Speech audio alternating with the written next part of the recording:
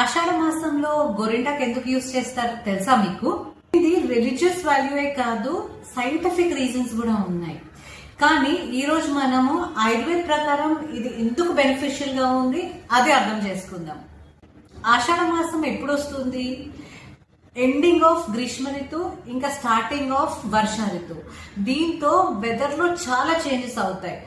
ఈ weather changes వల్ల మన బాడీలో వాత ఇంకా పిత్ ఇంక్రీజ్ అవుతుంది. దాంతో మనకు జాయింట్ పెయిన్, స్టిఫ్నెస్, ఇంకా burning sensations, hyper acidity, skin problems, ఇంకా స్కిన్ ఇన్ఫెక్షన్స్ ఇంక్రీజ్ అవుతాయి. గోరింటాకు మీరు ఎక్స్టర్నల్లీ అయినా ఇంటర్నల్లీ అయినా యూజ్ చేసినా ఇవన్నీ సిమ్టమ్స్ తగ్గుతాయి. ఆయుర్వేద ప్రకారం గోరింటాకు శీతల్ ఉంది, అంటే కోల్డ్ ఇన్ పొటెన్సీ.